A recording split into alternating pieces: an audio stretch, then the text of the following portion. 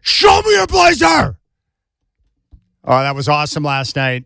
We have so many things to get to. Oh, my gosh. All right, Dave Deckard, BlazersEdge.com is going to join the show coming up at 3:20.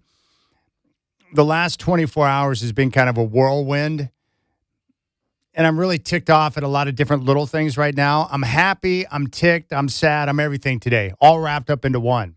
And Shacker would attest to that because I was crazy on the phone with him earlier. What a game last night. And now the series potentially has tilted completely in favor of the Portland Trailblazers. If I would have told you before the series began they were going to come back for Game 3 in Portland on Friday night, tied up at 1, and the status of Victor Wembanyama was up in the air, you'd be like, what? And that's exactly what it is, because Victor Wembanyama went down and he crashed hard into the floor last night. He had that whiplash effect like we see with quarterbacks when they get sacked in the NFL, and his dome and face smashed into the hardwood, and it looked like it dazed him or knocked him out for a couple of seconds. He got up and went straight into the locker room. And by halftime, we got word from Shams Charania that he had suffered a concussion, and he was in the protocol. And now, based on all the reporting, he can't even do activity for like 48 hours. And the normal recovery time for an NBA player in the protocol is like 7 to 10 days. Now, when I first saw the injury, you got to keep in mind, I grew up in a different era than some of you. And when I was a kid, I would watch NFL, NBA, you name it, NHL. The idea of a guy leaving a game and not returning or not being able to play in the next couple of games because he got his bell rung, I was just like, there's no way Wemby's going to miss time. But as I thought about it, as I talked to Travis Demers and some others, you realize that the Spurs, and especially the NBA now, the way that they truly care for their players, especially high-level players that they have a lot of investment in, he might not play in games 3 and 4 in Portland, and he might not play for a few games in the series. So that clearly is advantage Portland. And if he's not on the floor, I mean, obviously, look what it does for them. And let me ask you a question. If you're the Blazers, and you know going into the series, your number one concern, and rightfully so, is Victor Wembanyama. How are you going to deal with him when he's got the ball in his hands? How are you going to deal with him when he doesn't have the ball in his hands? What's your approach to him when he's anchoring their defense? He's a big-time problem. And we saw it in Game 1 when he went off for 35 and created all sorts of issues for the Blazers offense because he's a great rim protector and a shot blocker. He's an alien. Nicknamed properly because no one that size should be able to handle the rock like a guard, for crying out loud. He's unbelievable. I look at Victor and I'm like, gosh, dang the Spurs. Screw them. Why do they get access to that guy? Oh, we're going to get David Robinson, then we get Tim Duncan, and guess what? We're going to get Victor Wembanyama. Good gracious, man. What an embarrassment of riches for one franchise. So, yeah, it's really annoying that he's with the Spurs because that guy's unbelievable. And so with them out of the game, now all of a sudden, who do you have to worry about? Like, who is their primary concern now? Is it De'Aaron Fox? Is it Devin Vassell? Is it Stephon Castle? Who is it? My whole point is there's no one on the floor if they don't have Wemby that scares the daylights out of you. And for the Blazers, it makes their approach on defense better, and also offensively, they can ultimately attack the paint. Denny Avdia has better lanes to run through. He can attack. Now, the Spurs are still a good team. Without Victor, I think they were, 12-6 without him this year, or maybe better. So they've played enough games without him, but I think if you're the Blazers, if he doesn't play in games 3 and 4, you just simply have to win those games. And that's the thing that was driving me bonkers last night. When I found out at halftime and the game was tied that Victor was out and would not return, it was like, look, man, when God gives you a gift, you simply get on your knees, you say thank you, and you take advantage of it. And the Blazers tried to not take advantage of it until that fourth quarter run. And they were awesome over the second half of that fourth quarter with their defense and the number of guys who stepped up to make shots. And the great part about that game, they went into San Antonio and took game 2 on a night when Denny Avdia was basically brutal. He did not have a good game. He was awesome in game 1, but in game 2, a lot to be desired. And I thought the Blazers looked fatigued, especially in the second half until they got their second wind over the second half of that fourth quarter. It's amazing to me how much that game mirrored what we saw in Phoenix in the play-in game. So the Portland Trail Blazers get the win by 3, and with that now they come back home for Game 3 Friday night at Moda Center with the series tied up at 1 and Wembanyama's status up in the air. And by the way, how great is Moda Center going to be on Friday night? You think that fan base is starved for some playoff action? It's going to be the first packed Moda in the playoffs in 7 years. It is high noon on my sundial. I can't wait for Friday night. It's party time. That place is going to be rocking. And all of a sudden, everything we talked about with the Spurs, not having playoff experience, now potentially not having Wemby for an extended stretch in the series, those guys are going to experience a playoff environment, and those guys are going to have to find a way to overcome. Now, I still think the Spurs are dangerous, but who's got more star power if Wemby doesn't play? And the Blazers don't have to concern themselves with a guy that's basically unguardable. Amazing. You have to cash in. If he doesn't play in games 3 and 4, you got to win both, and you got to go back to San Antonio for game 5, up 3-1. All right? It's very simple. You have to cash in. Thank you, Lord. We appreciate the gift. You got to cash in. And the Blazers don't have to feel sorry for anybody, right? They suffered injuries throughout the entire season. They went an extended stretch without a point guard. They're top 5 in games lost due to injury. They have had one game this year where everyone was available. That was the play-in game. So the Blazers don't have to feel sorry for anyone. I don't like to see players get hurt. I don't like to see players miss games. But the way I look at the Spurs right now, they're the Denver Broncos going to the AFC title. Out of the lineup, you simply have to win that game and advance to the Super Bowl, and they did. And if with Bo Nix out of the lineup, you simply have to win that game and advance to the Super Bowl, and they did. And if Wemby's going to miss games 3 and 4, if he's going to miss game 5, if he's going to be out for an extended period of time, you just simply have to take care of business. That's all. You have to, because they're not the same team without Wemby, obviously. And I thought the other key was, how about Scoot Henderson? And I've had people gripping about Scoot. I had people walk up to me today when I came in the building telling me that they're going to author an apology to Scoot for doubting him, for suggesting he might be a bust. Look at what he did last night. Really, look at what he's done in the first 2 games of the playoff series. He waited for this moment. Remember, I talked to him, about a week and a half ago. And he said, I've been waiting for this moment, preparing for it my whole life since I was a kid. He was excited to get into the postseason. He was excited about the play-in game. And to see him step up and be able to take advantage of the opportunity to ball out is awesome. Freaking awesome. 31 points. He was on fire from 3. He set the tone early with his defense. He was making plays and making good decisions.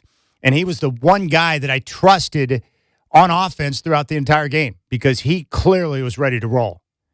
No hesitation. And keep in mind, he's young.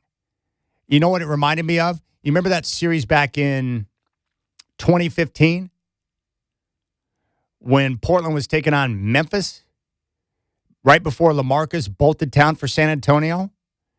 C.J. McCollum had his coming out party in that series. I feel like Scoot had the same thing last night. It's like, oh, I'm here now. You're going to have to worry about me. Big-time game from Scoot. And I really think coming back home in front of that, packed Moda Center, the role players, some of the ancillary guys, maybe Matisse Thybulle, Chris Murray, and I do think Jeremy Grant and Shaden Sharp, some of those guys will start to hit shots.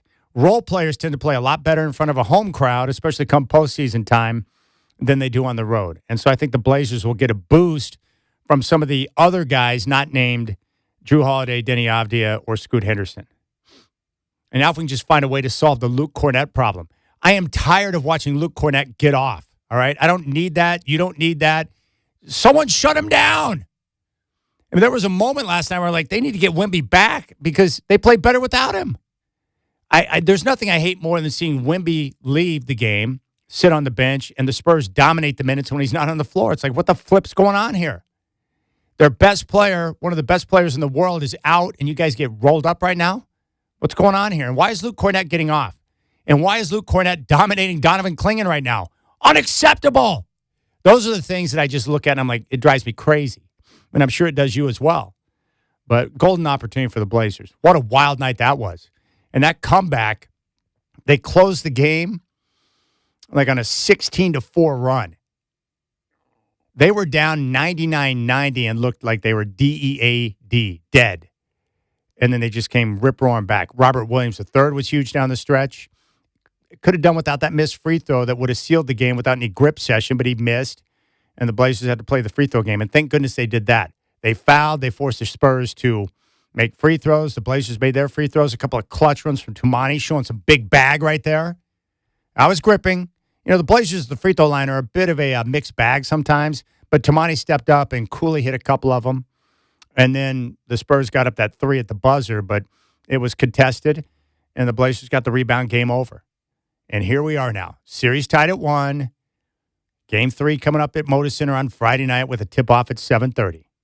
And the Spurs, the young ones, will get a taste of what it's like at Moda Center now. Great atmosphere in San Antonio. It's going to be a great atmosphere in Portland. And we are all going to be there. You still can get tickets. Just go to trailblazers.com/playoffs. And, hey, trailblazers.com/playoffs. So there you have it, man. What a day. What a .com/playoffs. So there you have it, man. What a day. What a day. I can't wait for game 3. 503-248-0620 is your telephone number. I want to hear from a Blazer fan. 503-248-0620. I would love to hear your speculation on how long Wemby's going to be out. I would love to get your thoughts on Scoot Henderson. What do you think about the series being tied up at 1? Are you feeling optimistic about the Blazers' chances to win the series now? Does Luke Cornett annoy you like he does me? Whatever you want to talk about is fine with me, but let's do this the right way. 503-248-0620. Dave Deckard, BlazersEdge.com, is going to join me coming up next, and we'll get his take on what he has seen. And we just got to sit back and get all juiced up for Friday night. It's going to be awesome. And, of course, the game's going to be right here on your home of the Blazers, Rip City Radio 620.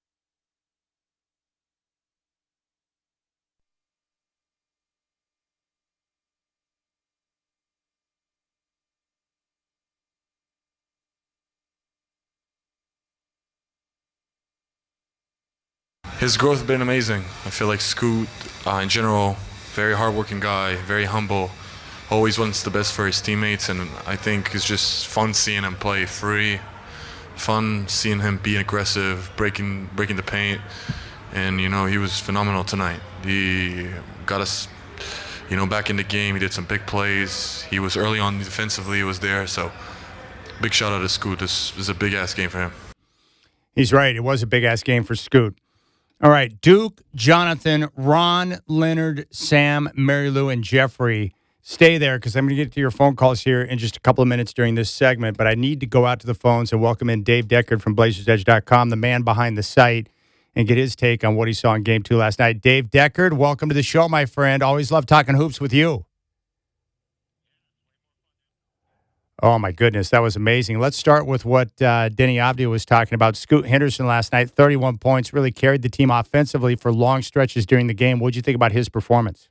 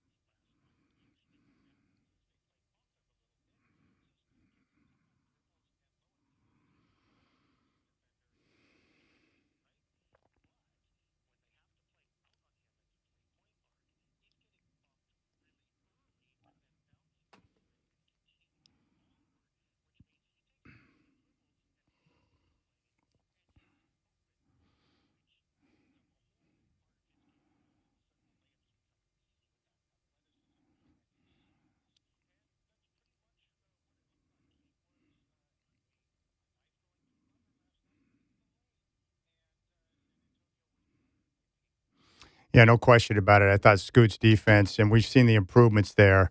And you've been talking about the three-point shot for a while, about how it's important for him to make it for everything you just explained about being able to put the ball on the floor and drive past his defender, which was nice. Now, if Victor Wembanyama is out for a game or two or longer, who's the primary concern that the Blazers have when it comes to the Spurs?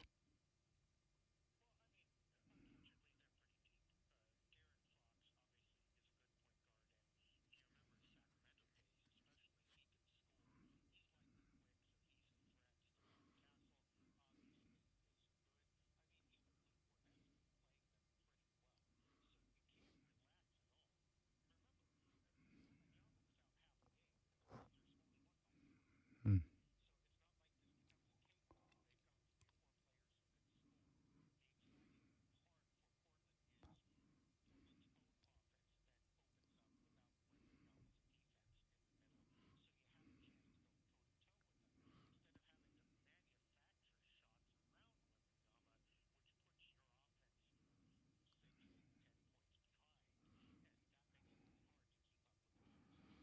That's a good point. With the Blazers, what have you seen so far that they need to adjust and do better as they get ready for Game 3?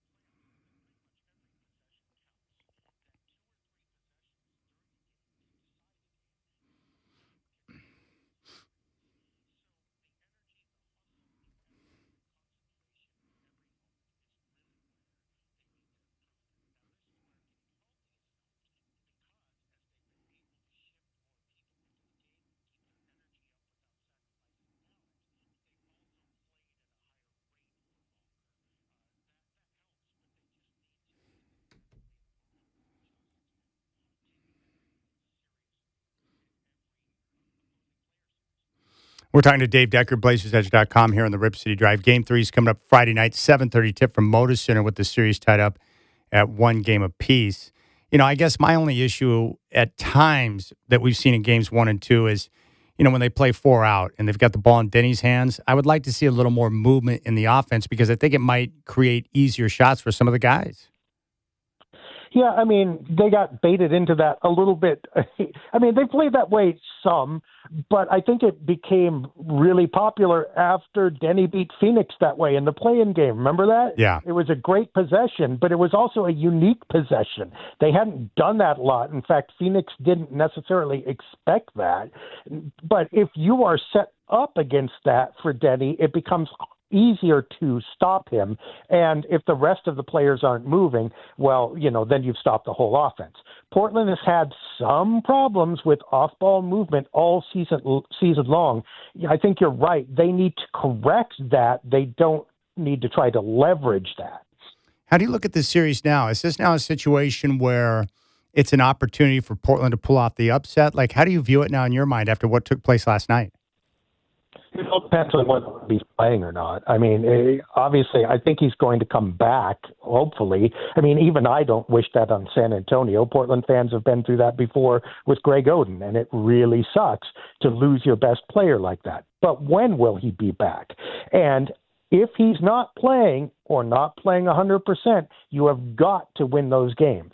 If you win those, you give yourself a chance for the upset. Doesn't mean it's going to happen. If the Blazers lose a game where San Antonio is not playing Wembanyama, I think that you can just chalk this up as the series is over. So if he doesn't play Friday, win Friday. Then you've got 2 of 4 wins. You start to ask when you're going to get your next one and then take a big shot at the last one.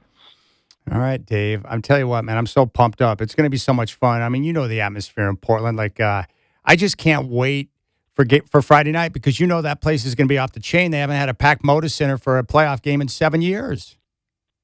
Yeah, it should be great. And even more exciting, I mean, not that you want to look ahead, but the second round, I mean, there are possibilities there. If the Blazers do get past the Spurs, the Thunder don't show up until the conference finals, right? So, I mean, there's possibility for a big party in Portland this year if they can get past this series. We'll see. But again, it all depends on if the big guy plays or not. We're still waiting for news on that. Let's see what happens. All right, Dave. I appreciate you, my friend. I love talking ball with you. Enjoy the next couple of days, and I'll talk to you soon, and we'll get ready for Friday night. Absolutely. Everybody have fun. All right, Dave Deckard, BlazersEdge.com. Let's go out to the phones. It's time to hear your voice. And really, that's what today's all about. It's about you. It's about me. We're celebrating the fact that the Trailblazers are tied up at 1 with the San Antonio Spurs coming back home, and we do not know the status of Victor Wembanyama. 503-248-0620 is your telephone number. Let's start with Duke. Duke, welcome to the Rip City Drive. You're up on the show. What's on your mind? Fire away. Hi, buddy. Thank you so much for taking my call. I'm absolutely stoked. I'm excited. I just wanted to say that I think, and after that, I don't know, but I think the next 2 they're going to win. That's number 1. Number 2, and after that, I don't know, but I think the next 2 they're going to win. That's number 1. Number 2, I just wanted to address something because, I'm calling from Connecticut. So here's what I would like to see. I think what happens with Donovan, with Cornette, what's happening is, I'm talking about in the paint defense. What happens is he has to make sure that you got to keep an arm or and a butt or something on the guy on those rolls. You can't just, I know because Donovan's great about he wants to help, but then he turns his back and, the guy's wide open. Whereas you notice with Rob he never loses contact with Cornette. So Splitter's got to tell him to get his ass into him, keep an arm on him on the roll. Okay? I'm just talking about within the paint. All right? That's what I think is the only adjustment. I love DC. He had 9 and 11 last game, and it wasn't even. He's going to play much better in Portland. That's my take. I'm just telling you that they're going to win the next 2, but and that isn't just. It's just overall in general. I think that if I was him, I'd say watch some tape the next day and watch what Rob does. Obviously, he can't match his athleticism, Rob's athleticism, but within that smaller area of the paint, okay, I don't want to turn around and see that. I don't want to cuss, but, this guy dunking on us. Just, you help. It's called help and recover for a reason. All right? So he's got to keep an arm or something. So, think about it when we're the victim of that. When they lob on us and Donovan's free, what do?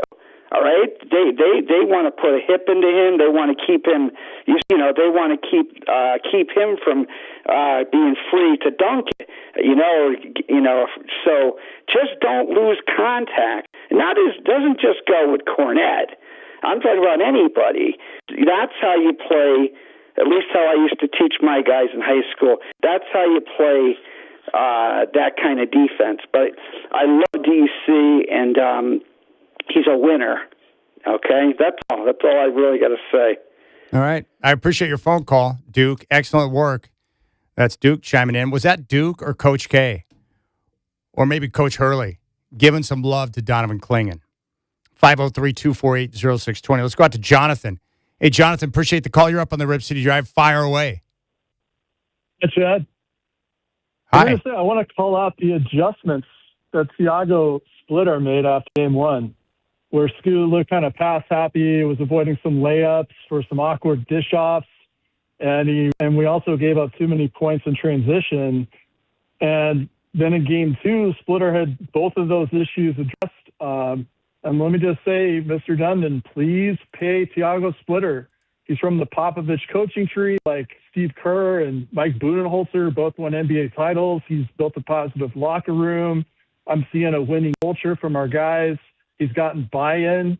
I mean, Kerr got $5 million a year in 2014. So, if we did that to Splitter now, seems like a pretty good deal.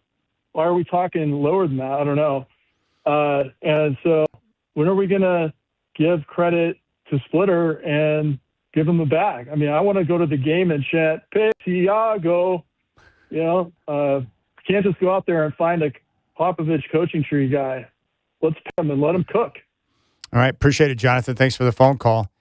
I think Thiago Splitter is a leader in the clubhouse for the job, and I think based on everything that he's done, I would expect him to be back as coach.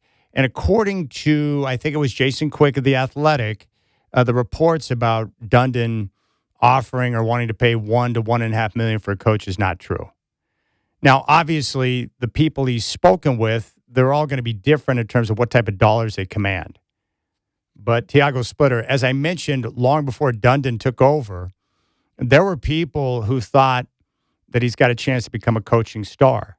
And based on what he's done this year, it'd be hard to argue against that.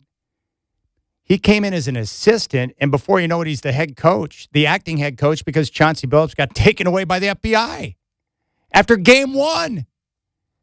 And Thiago's been able to handle the job and learn on the fly. And the best thing I can say about him is the guys listen and play hard for him. Getting NBA players to do what you want them to do is not easy, but he does. And I think it helps that he comes from that San Antonio culture.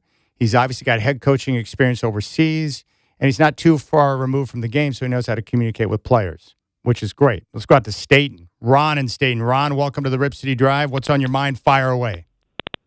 Hey, first-time caller. No, I'm excited. 1-1. Last game was a big game, and I think coming home for it is. All right, Ron, do this. Disconnect and call back, but that connection is going to drive me mad. Let's go out to Aloha. Leonard in Aloha. Leonard, welcome to the Rip City Drive. Fire away. Hey, Chad. Just want to say Thiago is doing it. Like you were saying, he's got the locker room buy-in. Yes. Stars aren't running that show. And he's putting the position players in their right positions. So hats off to him. And I really hate to see that guy go somewhere else and bite Portland in the behind, because that's usually what we do, But I think got a chance to turn a new leaf under new ownership, and hopefully he buys into it as well. So, but show me your blazer. All right, you got it. I need more energy than that, though, Leonard. Show me your blazer! Leonard was kind of upset about Thiago not getting the bag yet. He's like, and show me your blazer. No, dude, we're tied up at 1. We got game 3 coming up at home on Friday night, and Wemby's status is up in the air. Show me your Blazer! I have to pace myself. Lost my voice a couple of weeks ago. I don't want to put myself in a position, but it's okay to be pumped up right now. You know, give a hallelujah. Whatever you want to do, it's okay to be jacked right now. Let's go out to Sam in Portland. Sam, welcome to the Rip City Drive. What is on your mind? Hey, Chad, I'm mad pumped about the Blazers right now. I just want to say the thing I'm most excited about, assuming Wemby's out for like 2-3 games, I'm most excited about make off deal. Like versus Phoenix, he was amazing at getting downhill because they didn't have a good rim protector. Now with Wemby out, he might be able to own Cornette, and I think this is Portland's golden opportunity to win like two games without Wemby and advance to go play Denver or Minnesota. Yeah. I'm with you 100%, Sam. Now it's Denny time. Denny's got to capitalize and take advantage of the opportunity that's in front of him, and you simply have to do it. You got to cash in, and without Wemby on the floor, it makes things a lot easier on both ends because he's such a problem. All right, 503-248-0620 is your telephone number. Let's go out and talk with Mary Lou. Mary Lou, welcome to the Rip City Drive. What's on your Blazer mind? Oh, Chad, I am so excited about this whole darn thing. I just can't even. I could hardly sleep last night, first of all, after that game and the ending to that game and how every single one of those players knows how to step up and do their thing. You know, it is awesome. And again, I concur with what your other callers have said. Thiago, come on, bring him on, sign the deal. Let's move on here. There's enough crap going on in the world. We don't need that kind of drama in Portland. How's that? That sounds great, Mary Lou. I appreciate the phone call. So far, everyone has sided with Thiago. They want him back as coach. It's really hard to argue against that right now. Let's go out to Kaiser. Jeffrey in Kaiser. Jeffrey, welcome to the Rip City Drive. What's on your mind? Chad, how you doing? Dude, I feel great right now. It's amazing. Okay, so who called in and picked the Blazers outright? You remember me? Yes. I called in and I said, Blazers will win this thing outright. And now we're 1-1. We is hurt, but San Antonio's got a formidable team without them. The person that I see that is a problem is Castle. He just does a lot of little things out there, seems to do the right things. But no, this is great. We're all having a great time with this, and Scoot comes out and plays the way he plays. Just so happy for him. Such a hard worker. So anyways, go Blazers. Yeah, go Blazers. I appreciate it. Yeah, Jeffrey and Kaiser did call in before the series and predicted a Blazer win. Hey, look, all I know is this. If Wemby's out for an extended period of time, the Blazers have to cash in. I know the Spurs are a good team without Wemby, but they're not an imposing force. And if the Blazers don't take care of business in games 3 and 4, if the Blazers have to beat them at home without Wemby, jeez, what an opportunity this is. Same thing with last night. That's why I was pulling my hair out at the start of the fourth quarter with that big run. The Spurs built their 13-point lead. I'm like, what are you guys doing? All right, 503-248-0620. I want more of you. I want to hear your voice. What did you think about Scoot's performance? What's your prediction for when Wemby's going to return? Do you think the Blazers can win both games at home if Wemby does not play? Do you want Thiago Splitter to get re-upped? By Tom Dundon, 503-248-0620 is your telephone number. Game 3 is coming up Friday night. Tip-off at 7:30. And we'll have coverage from noon all the way throughout the course of the game into the postgame right here on your home of the Blazers, Rip City Radio 620.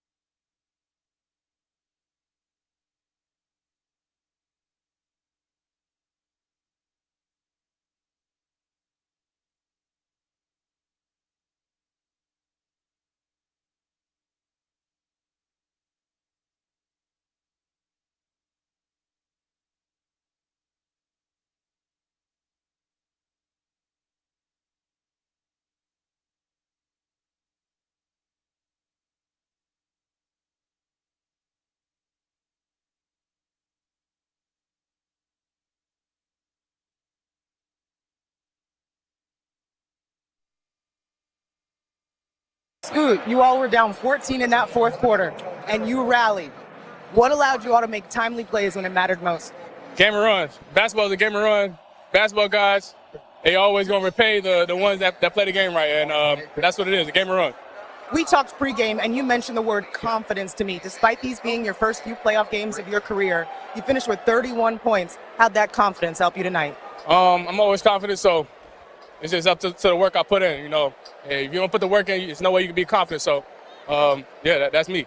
What do you think of the way that your team came out different tonight? What was different about this Blazers team compared to Sunday? Just being aggressive, man. Just being aggressive on both sides of the floor, like we talked about earlier. Being aggressive on offense and defense, taking the punch to them, and they're gonna punch back. Obviously, it's the playoffs, so we got to be able to kind of weave it and hit right back.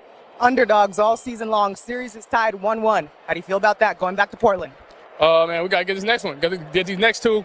Shout out Red City. Thank you. You got to love that. Scoot Henderson, always confident. How many of you are buying stock in Scoot today? 503-248-0620 is your telephone number. Game 3 is coming up on Friday night, 7:30 tip at Moda Center. And, you know, everything I've seen on Victor Wembanyama, he can basically start some type of activity 48 hours, depending on, you know, how he does with the protocol. But the normal recovery time for guys in the NBA going through this 7 to 10 days. Will it be the same in the postseason? The Spurs are a terrific franchise that take care of their players. They're probably not going to try and put their future franchise at risk in a situation like this, I would guess. Is he going to play this weekend in Portland? Is he going to be out until game 6 or 7? We just don't know. But as long as he's out, it's a major advantage, obviously, for the Trailblazers. Let's go out to Rick. I want to hear from you, 503-248-0620. Look, man, this is a day of celebration. So whatever is on your Blazer mind, Tiago Splitter getting re-upped, Scoot Henderson's 31-point performance, having a CJ-like coming-out party in the postseason, the terrific play of Drew Holiday and Tamani Kamara down the stretch, Robert Williams III, I mean, stepping up big time. He's been great all year. He's been very valuable. There's so many guys that have contributed throughout the course of the season that have helped put the Blazers where they're at, and without them, they wouldn't be here. And Denny Avdia, on a night where he didn't have it, like he did in Game 1, Scoot Henderson did. And that was special. Big run down the stretch, 16-4 to close out the game. Awesome. Let's go to Rick. Rick, welcome to the Rip City Drive. What's on your mind? Fire away. Did you get my text? I did. I got your text. You have something you want to donate? What is it? Yeah, I'm going to donate to you. You're going to come to my house and look on my paraphernalia, and you're going to get a pick because you're awesome. Well, I appreciate that, my friend. Thank you so much. And I'm going to smoke some ribs for us, buddy. You and Zach. Zach loves you. Anyway, I just wanted to tell you, if I wouldn't want to make the decision for Wemby. I see you smiling. I love just watching you on TV. Anyway, Wemby, if I was running the organization, as much as I love my Blazers, I would keep Wemby out until next year. He's got 25 more years or 20 years left. I wouldn't take a chance with that. That's just my opinion.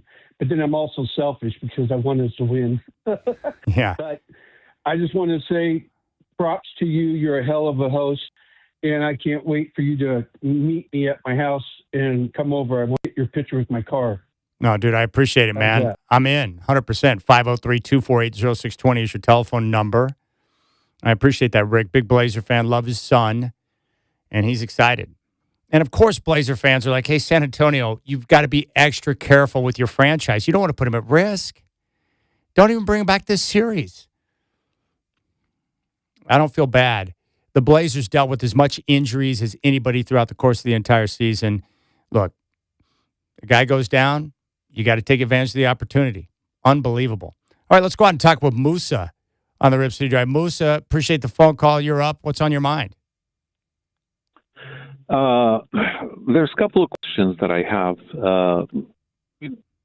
Klingon shooting 1 of 6 on 3 points. This guy is amazing, but I don't see any post up. You know, Wembanyama is 225 pounds. He's, 55, 60 pounds lighter. I would like to see Klingon post up and putting the hurt on him a little bit. Well, I don't see that. He's shooting threes. Come on. Yeah, I think the Blazers had a great game. They played excellent defense down the stretch. They had their confidence back. What do you think? Well, here's what I think about Klingon. Terrific rebounder and excellent offensive rebounder. Might be the best offensive rebounder in the NBA and a great rim protector. Absolutely. But his game offensively is not back to the basket, post-up type maneuvers. In fact, I think if you want him to be able to hit the three occasionally because he can help spread the floor and open up space for guys like Denny Avdia. But I don't think Klingon with his back to the basket is exactly where you want him because I just don't think that's his strength. Now, what I would like to see the Blazers, I agree with you 100%, Musa, where they need to continue. When Wemby returns, you've got to continue to be physical with him. I don't want him to have so much free movement. You've got to get physical, and Klingon's a big, strong body and a guy who can do that. And I want to see him get a little rougher with Luke Cornett, too. Absolutely. Cornett has been playing good. Yeah, unfortunately. It's irritating. I don't like it when Cornett comes in and dominates. It drives me insane, Musa. Crazy. Absolutely. Gosh. Absolutely. I was yelling at the screen. I'm like, get on Cornett. What's he doing? Well, good luck. I've been a fan for 40 years. And how excited are you? Well, good luck. I've been a fan for 40 years. And how excited are you? How excited are you after last night, Musa? I am super excited. I was I listened to the last quarter in my car. And I was stuck in traffic, and my hand gestures, people looking at me, I guess they knew I'm listening to the game. So, hey, keep the hand gestures good. coming. Good. All right, man, let's have a good time on Friday. That's Musa. Appreciate your phone call, my friend. He wants Donovan to stop jacking threes and be more of a low-post presence. I just don't think Donovan's a guy you want to kick the ball into and let him showcase his low-post maneuvers. I'm not sure that's a good bet. He's been much improved with the three-point shot, and him being out there being able to make that shot is critical because when Wemby returns, it forces him away from the rim, and that creates more space for guys like Denny. All right, Jackie and Sherwood, Spear Mountain Mike, stay there. We'll get to your phone calls next. Love it, man. Blazers tied up at 1. Modison are going to be rocking on Friday night, and Wemby, his status is up in the air. Opportunity knocks, my friends. You got the Rip City Drive.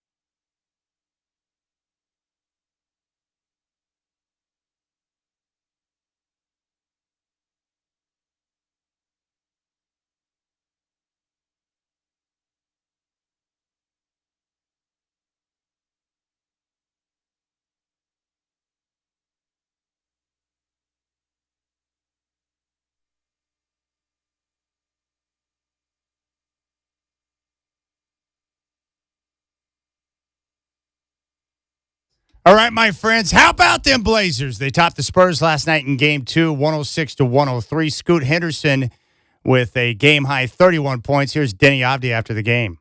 Fun seeing him being aggressive, breaking the paint, and, he was phenomenal tonight. He got us, back in the game. He did some big plays. He was early on defensively. He was there, so big shout-out to Scoot. This was a big-ass game for him.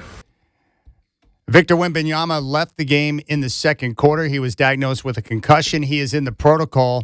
His status for the rest of the series is unknown. Game 3 is going to be back here at Moda Center coming up on Friday night. Tip-off at 7:30. Our coverage will start at noon with Blazers programming.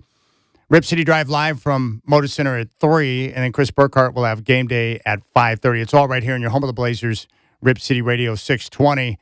I would love to hear from you. You can call in and share your thoughts on the Blazers' big win, 503-248-0620.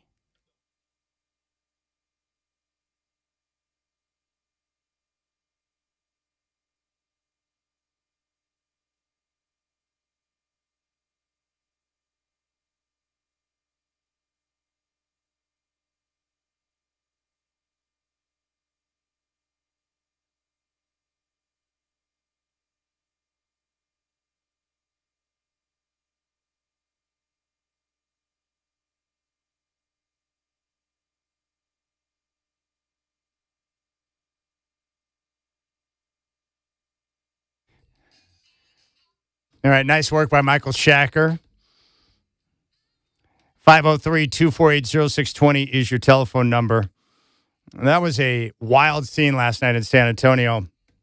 Blazers got off to a great start and built a 13-point lead early, and then the Spurs put together a massive run, 19-5, and took the lead into the second quarter, and I was ticked off. It took about 8 minutes, and I was bitter. And then early second quarter, Victor Wembanyama went crashing to the floor. And I didn't think anything of it at first until I saw the slow motion where you had that whiplash effect and his dome smashed into the hardwood. Brutal. And this is not like a quarterback on the football field with a helmet on hitting grass. That was his dome smacking up against the hardwood. And not something you hope for if you're Victor Wembanyama. And he was dazed and confused. And then he got up and ran into the locker room. So I wasn't necessarily thinking concussion right away. And then I started to look at some of the response and reaction online, and a lot of people were calling concussion. And then we got word from Shams at halftime that Victor was in the protocol and would not return and was diagnosed with a concussion. So there you have it. Now, the timeline that I have seen, I know he can't participate in any type of activity for 48 hours, but the typical recovery time, 7 to 10 days. And, of course, it depends on the individual, their response to treatment and the symptoms. Sometimes it's mild, sometimes it's severe, and we just don't know what that status will be for Wemby. But everyone I've talked to in regard to the Spurs organization, they're known as a classy one. So it's unlikely that they would allow him to return to action before he should be out there. What does that mean for the rest of the series? I have no idea. I do think there's a slim chance that he plays on Friday, and I don't know if we should see him on Sunday or not. But if it's the 7 to 10 day period, he might not be back until like Game 6 or Game 7.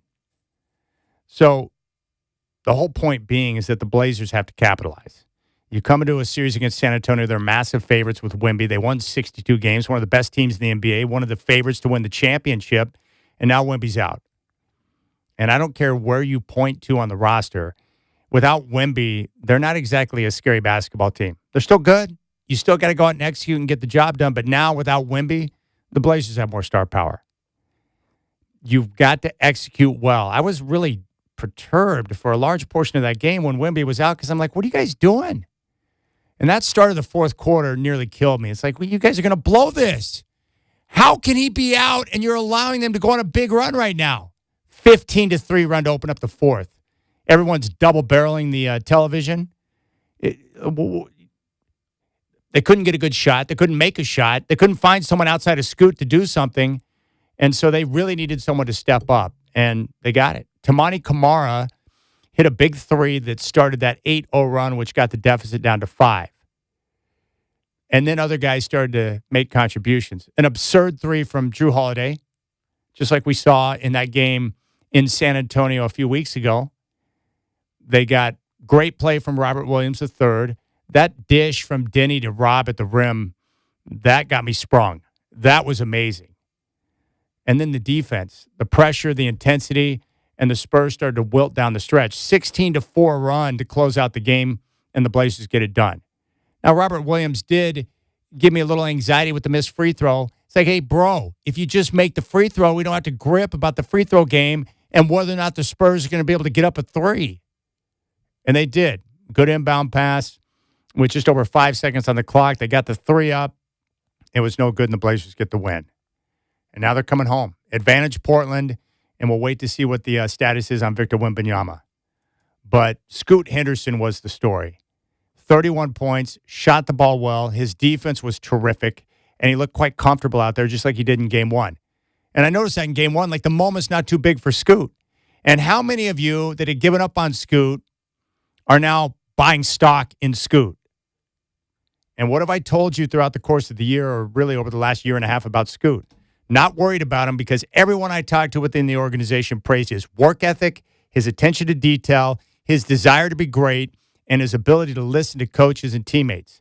He's got the right attitude, the right approach, and he works his tail off. And when you have that type of talent combined with that work ethic, good things are going to come from that. And I'm just really proud of him getting back healthy. And then, fortunately for him right now, he's got fresh legs. All the other guys have been playing throughout the course of the season. Scoot came in after the hamstring injury, so he's got fresh legs, and that gives him an ability to be stronger down the stretch. All right, let's go out to the phones. Jackie in Sherwood. Jackie, I appreciate the call. You're up on the Rip City Drive. What's on your mind?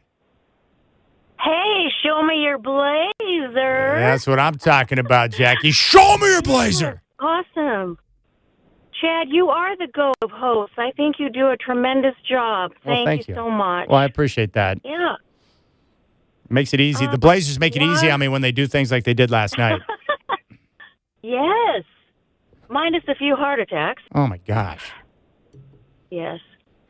What's the deal with the T-shirts and taking away one of the mascots? I heard some bits and pieces, but what is that going on thing? Okay, I'll dive into that and give you the breakdown, Jackie, and I appreciate the phone call. So all the reporting right now on the Blazers in the middle of this playoff series, a lot of focus on new owner Tom Dundon and his desire to cut costs. I mean, that's really how he's being portrayed right now in the media. This is what I can tell you, and I know this from people I've talked to within the organization. He has been going through meetings with several people, asking a lot of questions, trying to get a handle on the business and understanding of the NBA, because it's different than the NHL. And I also think he's a guy who he looks at things very black and white, where if something makes sense, he has no issue spending the money on it. If something doesn't make sense to him, then he's going to look to cut excessive spending or unnecessary spending. I mean, that's really been his MO in the NHL and now early with the Blazers. So I think he's trying to get a handle on everything to make sure he knows what's going on and put his, touches on the organization. Now, with the T-shirts, I'm not too concerned about that, because from my understanding, they're going to do something different, meaning instead of T-shirts, something that might create a better environment, whether that's terrible towels that people are waving at the game.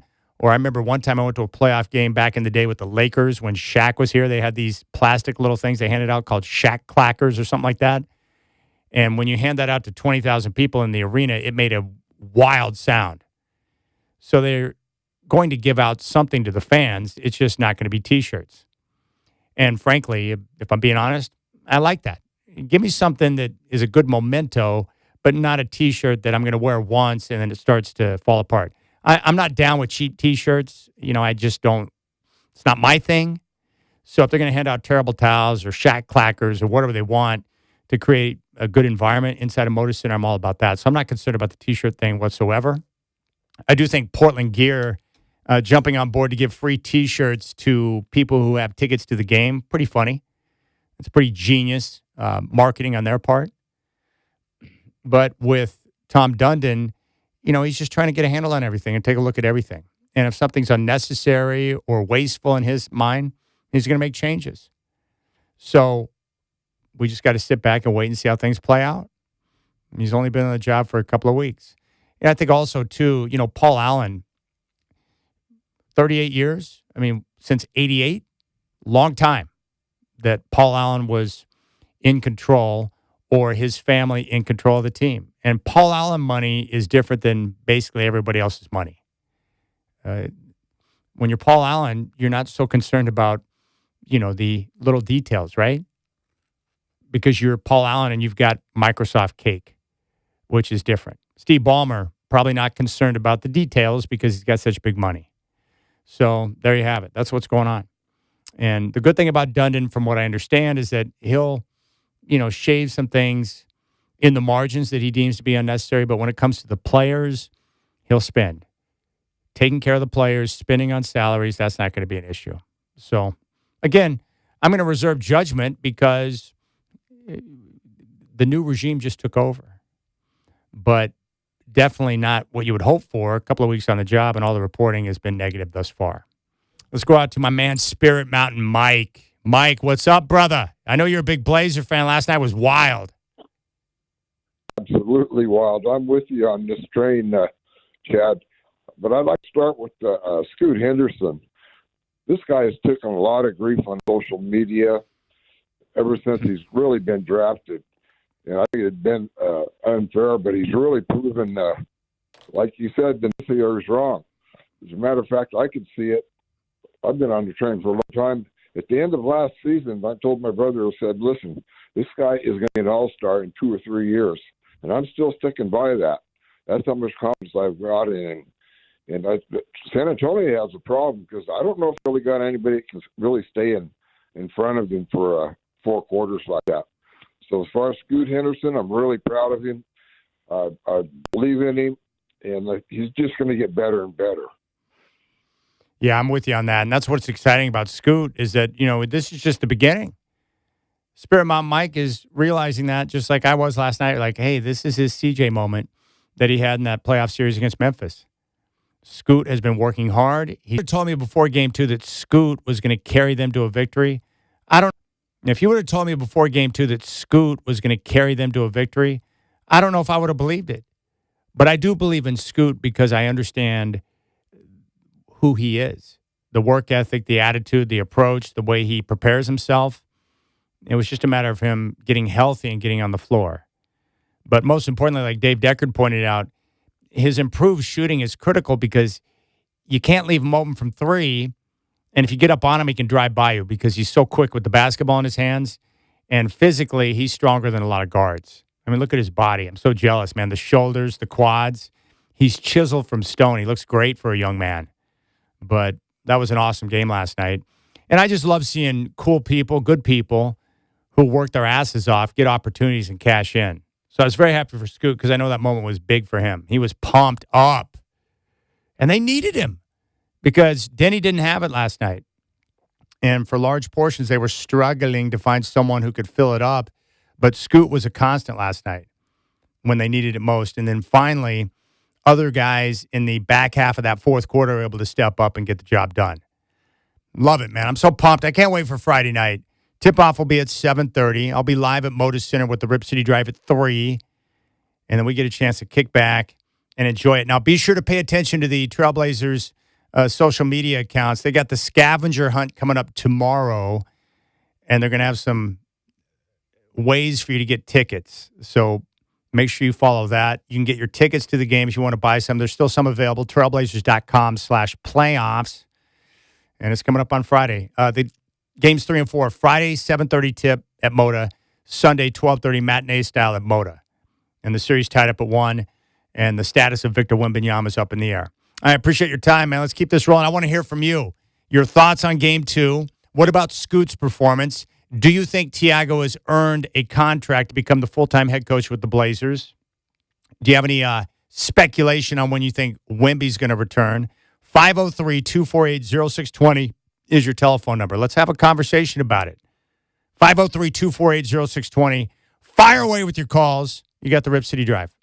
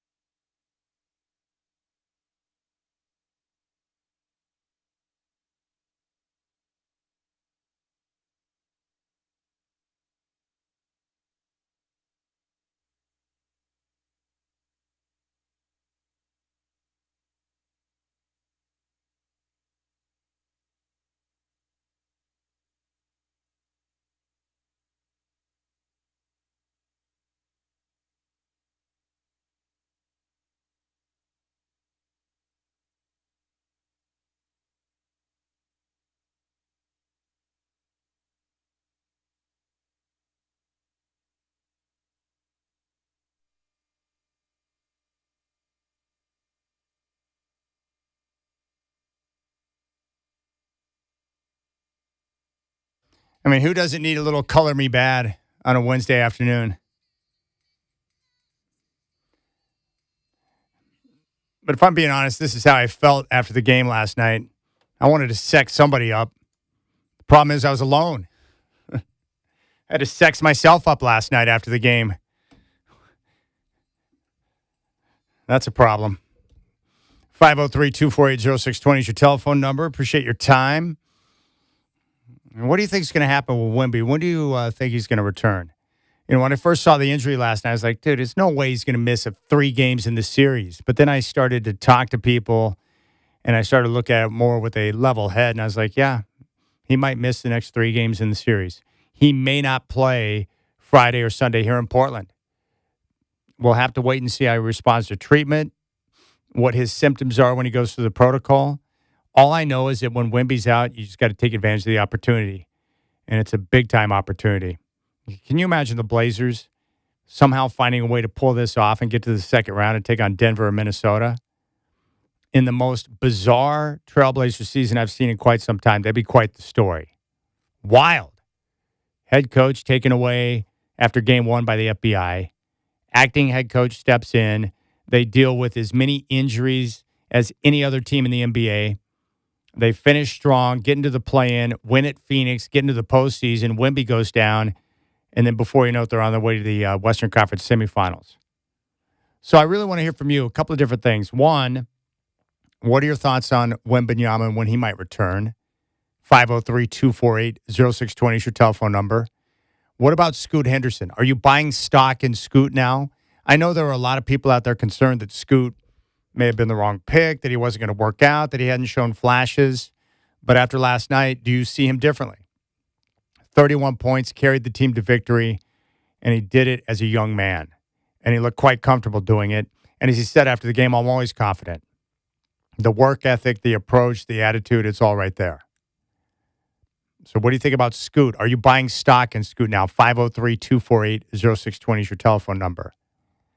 And then with the fourth quarter comeback, I'm just glad that other guys decided to step up and make a contribution, because that was a dreadful start to the fourth quarter. It's amazing to me how much that game mirrored the playing game down in Phoenix with the start to the fourth quarter. And it looked like the Blazers were done, that they were dead. 95-82 after that 15-3 run by the Spurs to open up the quarter. And you're like, what in the world's going on? No Wemby? You're just going to lie down and die like that? But they showed the fight that we've seen throughout the course of the year. And that's one thing I like about this group. There's a grit in how they play. And I think part of that is with everything they've had to overcome. You know, when you got to call up two-way players and have them play significant minutes, when you've got to overcome a large portion of your season without a legit point guard, and Denny Avdia takes that over, and you just navigate the injuries, and, you know, they had to overcome a lot. Or as Tiago Splitter put it a couple of weeks ago, we've overcome just about everything you can overcome as a team. So at the time, as you're going through that, it's not fun, but you do develop character when you go through a process like that. You develop an understanding of what it takes to grind, to win, how to lean on each other. And then the advantage is when young guys have to step up and play meaningful minutes, well, then all of a sudden their teammates and the coaches understand what they can do and what they bring to the table. So when they call upon them, there's more confidence. The one thing that's great about the Blazers when they're winning and having success in the postseason is how the town comes to life. Everyone feels alive. They want to talk Blazers. It's great. Let's go to Nopo. Mike in North Portland wants to chime in. Mike, welcome to the Rip City Drive. I appreciate the call. What was your takeaway from last night? So just one of the best feelings, one of the best moments I think this team has had since all that ugliness. You know, we didn't even get to see this team play at home in the playoffs in the bubble. Then Dame leaves, then all this drama with everything else going on. That's got to be the best moment in 5 years for this team, just to get a playoff win. So that's my take on that. Great team win. Can't wait for the next games. Even if we don't win this series, a playoff win feels good right now, Chad. It really does. But I did want to call in. What was that? It really does. It feels great. And I think what happens is when you're a part of this town and you follow the Blazers, to go through what we've gone through over the last few seasons, to see them come out of that and have the type of success, it feels great. Absolutely, 100%. If you would, though, I'd like to transition to our new team owner, Mr. Dundon. And there's a lot being said about him. And I think I want to give him the benefit of the doubt. I want to give him a chance to show the value he can that he can add with expertise that he's already done with Carolina, analyzing the business, what have you. My question for you is, apologies if you guys have already done this, like some homework maybe. Do you guys think you could get to the Carolina market, maybe a sports station down there, and see if we couldn't talk to somebody who was there when he bought the Hurricanes, and maybe see if this was the same kind of route he took? Just a question I had for you, Chad. Anyways, go Blazers. Can't wait for Friday night. I'll take comments off the air. Jim, I appreciate it, Mike. Thanks. I know you're pumped. I am, certainly. I'm working on getting a guest from the market in Carolina to give us some local insight on Tom Dundon, so I am on top of that. But based on people I've spoken with, on the reporting that was done at the time when he took over the Hurricanes, it's the same thing. He's not doing anything different. Tom Dundon has not changed. He's going about it the same way. He's taken a look at everything, and he's going to eliminate things that doesn't make sense, and he's going to implement things that he thinks will give this franchise a boost. And he wants to win. And if you look at the success on the ice with the Hurricanes, that's got to give you some optimism that he's going to be able to get this team in the right position. Now, the one good thing, and I think this is a positive, I don't think Tom Dundon is too concerned about what people think about him. He mentioned that at the press conference when he was introduced as the new owner, that what people think of him is way down on the list of priorities for him. And I think that's good because that means he can step in and make a tough decision, even if he knows it's going to maybe create an issue. He's willing to do that and deal with the fallout from that, which is good. You want your owner to be able to make tough decisions. You want your owner to be able to make a deal, even if you have to say goodbye to someone you love, because you know it's going to make the team better. And I like that. I like aggressiveness. I want someone that wants to win. And in regards to him trying to get a handle on the costs or reduce costs, I don't have a problem with that. The only time I would have a problem with him wanting to change around the operation is if it would put him in a position to where his relationships with the agents around the NBA wouldn't be as good. And what I was told in regard to the two-way players, like Caleb Love not going to San Antonio, that the issue there could be Caleb Love's represented by Mark Bartelstein, one of the big agents. He's a power player in the agent game. If you're to upset the agent who represents many players, you don't want to put yourself in a position to where you would have difficulty getting a deal done in the future with somebody else that guy represents. So, there's a certain way you play the game, and you just got to keep that in mind. But I'm sure Dundon's well aware of that, but those were the concerns that were brought up to me. Also, with the free agent stuff, I saw Chandler Parsons posted in reaction to one of the reports on Dundon and his cost-cutting, ways to not be able to get free agents. It's not like Portland was signing free agents when they had Paul Allen in charge and he was willing to spend whatever. The way the Blazers are going to build a championship, it's the same as it's always been. It's going to require good decision-making, internal development, and drafting wisely. And fortunately for the Blazers, lately they've been making good decisions, thanks to Joe Cronin. The acquisition of Toumani Camara, who's one of the best defensive players in the NBA. The drafting of Scoot Henderson, who carried them to a playoff victory last night. The trade that brought in Denny Avdia, who's now one of the superstars in the NBA. The selection of Donovan Clingan. They have made a lot of good decisions, and more importantly, he got all of Milwaukee's picks, and he got Dame back. So they've got tools to work with, which are going to be helpful. And I'm like Mike, I need more time before I can pass judgment on any one individual within the ownership group. 503-248-0620. Let's go out to Casey. Casey, I appreciate the call. You're up on the Rip City Drive. What's your takeaway from last night, my friend?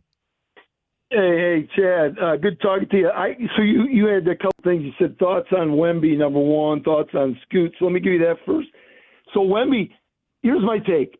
I don't think we're going to see him till Game 5 at the soonest. And I think if he does come back, he's not going to be at his full strength. That's just my prediction. That's just how I feel about it. Okay. And Scoot, like, here's the deal. Blazers are winning this series. I called the game. So I posted last night before the game started, before Wemby went down, before the game started, the Blazers were going to win that game. I don't know why I knew that, but I just felt a gut feeling they were going to win that game. And here's the deal. Without Wemby, I mean, the Blazers at worst are going to take one of two, I think, of the next games at Moda. They might win them both. They win them both, and it's going back to San Antonio and the Titanic's sinking, you know? And so here's the other thing. So on Scoot, I love Scoot, okay? I think, you know, without the hamstring injury to start the season, we would have seen – I mean, this has been coming for a little bit now, right? I mean, I remember being at the Pelicans game. I thought he played well that game. You know, he had some good plays against the Clippers in those two games. So this has been brewing for a minute, obviously, and longer than that if you really go back at it, look at it. But so yeah, I'm on board with Scoot. And then third thing, I just want to say this guy to me is just dynamite, and that's Robert Williams III. Oh, like, it's been and so I don't valuable. know what the stat is now. You probably know better than me, but I think he's played in now 27 or 28 playoff games in a row, shooting over 50%. Like he leads the NBA in this, like it's some kind of crazy all-time stat category that I saw posted, I think, by, I think it was Blazers PR, you know, how they put those stats up. But, like, unbelievable stat. But he was phenomenal last night, I thought. And he's really the secret force, I think, for the Blazers, Robert Williams. And then here's my other thought on the Blazers right now. Dundon's taking a lot of heat, and rightfully so in some areas. But my question to you is, Chad, do you think, like, maybe he's being, you know, because all of this talk about he's been interviewing and talking to people about the head coaching job, right? And so is this just him lighting a fire on this team to get them to play even harder for Thiago because they want Thiago back as head coach? Or is he just being kind of, I don't know, penny wise, pound foolish? But, I mean, to me, if he doesn't bring Thiago back after this, he will rue the day that he didn't bring Thiago back. So I don't know if it's calculated move on his part to get people to get this team playing even harder for Thiago, or if he's just making a mistake. But to me, like, Thiago has earned the right to be the head coach, and if he doesn't bring him back, it's just crazy. So I'm curious to get your take on that. All right, I appreciate it, man. That's a terrific phone call, Casey. First off, with Tom Dundon, I have heard from people that think that it's disrespectful to Thiago for him to be talking to other coaches.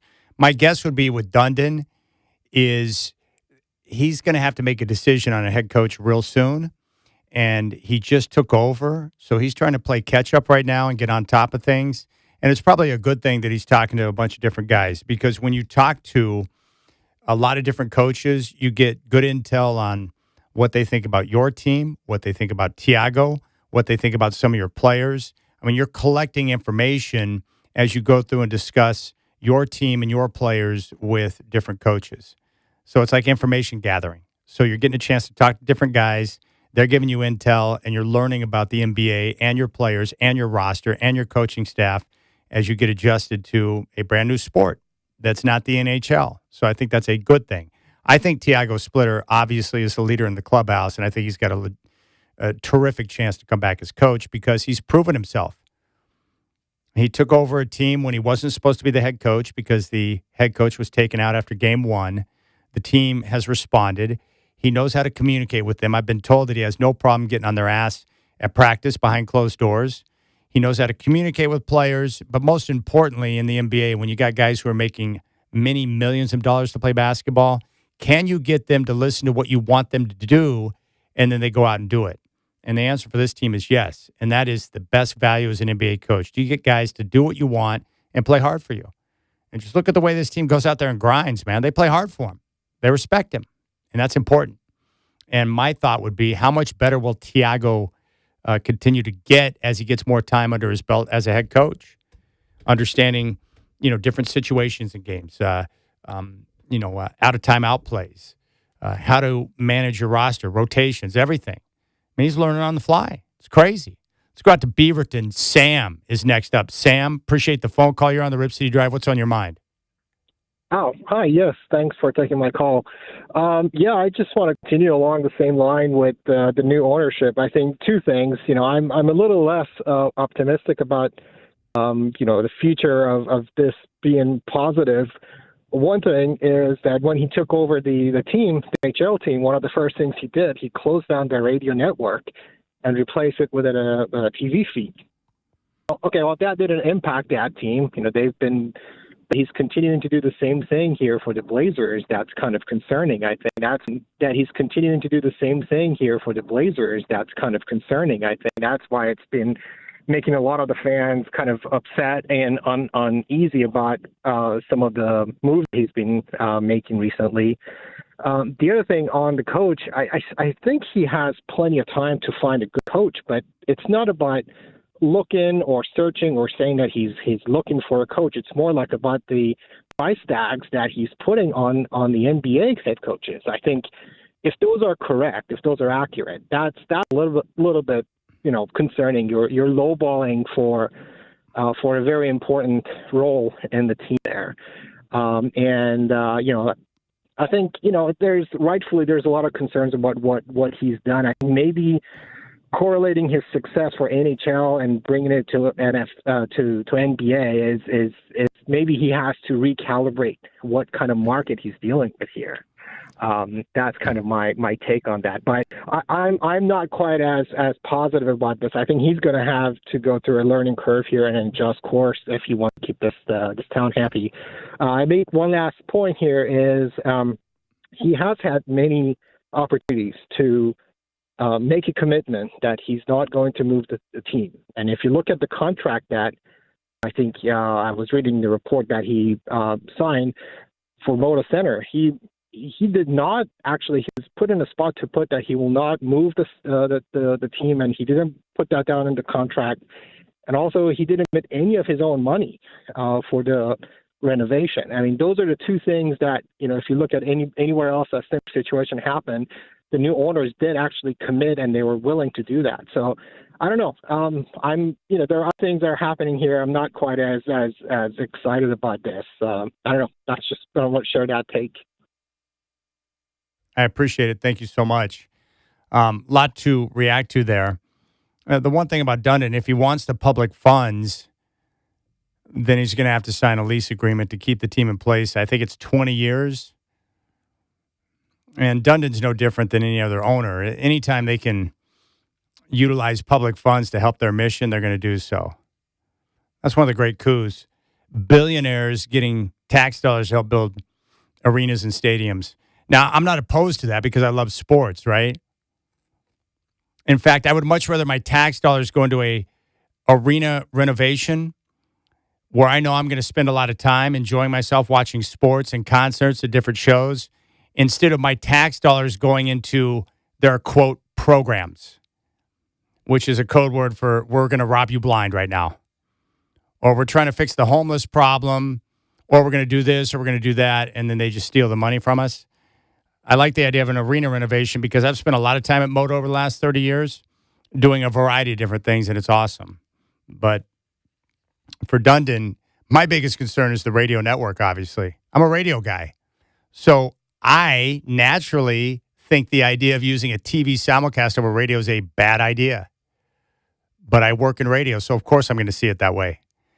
And if I owned a team, I would want the best possible broadcast across as many different channels as possible. So I want the best radio broadcast, social media reach. I want as many people to know about my team as possible so I can continue to grow my fan base and develop young fans. All right, we'll keep things rolling. I want more of your calls. If you're on hold, stay there because I'm going to get to your phone calls next, and we'll continue to enjoy and celebrate. The series is tied up at 1, and we're coming back for a Game 3 Friday night at Moda Center, and the status of Wembanyama is up in the air. In other words, opportunity knocks, and it's time for the Blazers to cash in. when the good Lord above gives you an opportunity, you take advantage of it. Jeez, that's amazing. I cannot believe. I feel bad for Wemby, man. His dome smashed into that hardwood. It was a whiplash effect. It was nasty. But hard to see him playing in Game 3 on Friday, and I have no idea when he's going to return. So we'll keep an eye on that. 503-248-0620. I want to hear from you, Blazer fans. Tip-off Friday at 7:30. I'll be live from Moda starting at 3.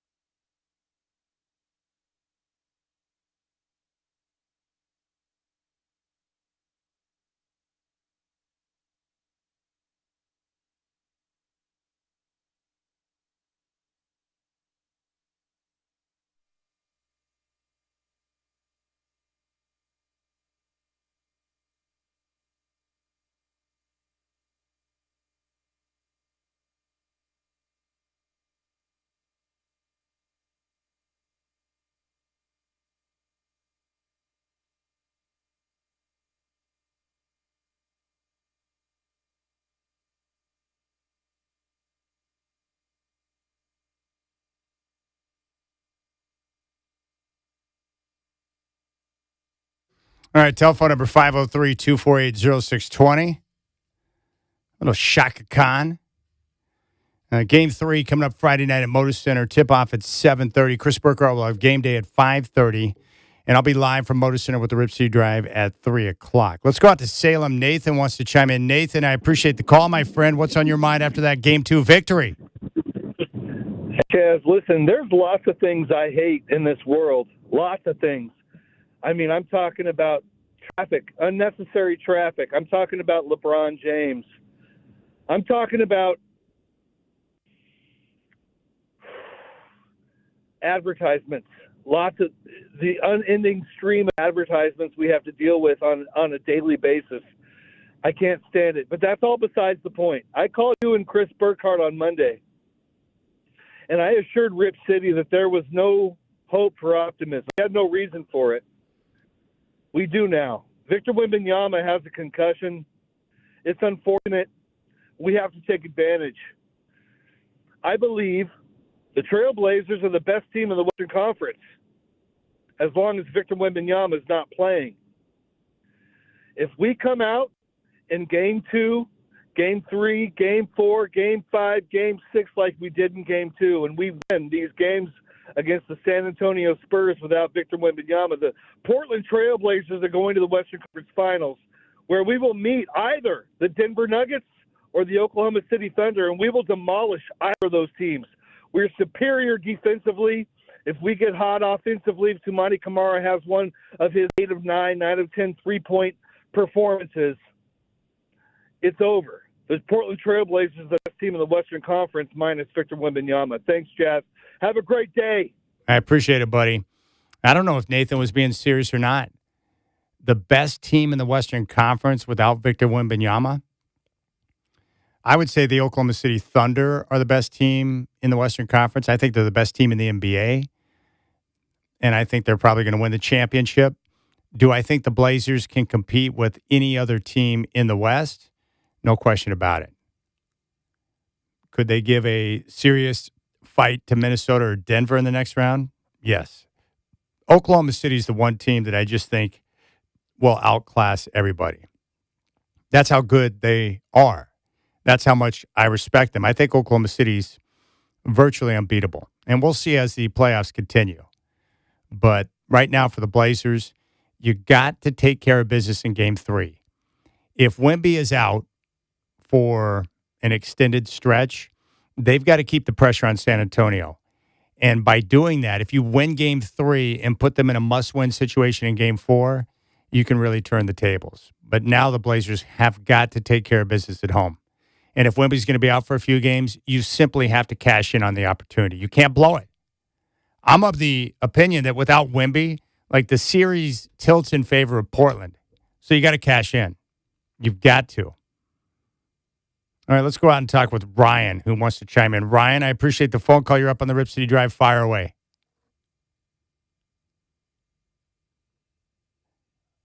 Crack pipe down. I'm very happy for Portland. I'm making a real nice run here, but my question to you is just to kind of change the subject is, it seems like we're going to have a plethora of guards next year. Lillard, Sharp, Holiday, Scoot. How do you see that playing out in the future next year? What do you think Portland will do? And more importantly, what do you think they should do? Okay, I appreciate that phone call. That's a great question, Ryan. I'll deal with that coming up next. He's right. The Blazers have a plethora of guards. In fact, they have too many. So at some point, how are they going to deal with that? We'll answer that question next. 503-248-0620. Today is your day. Now is your time to sound off coming off the Game 2 victory. And Motor Center is going to be packed and loud on Friday night. I can't wait. All right, 503-248-0620. You got the Rip City Drive with Chad doing on your home of the Blazers, Rip City Radio 620.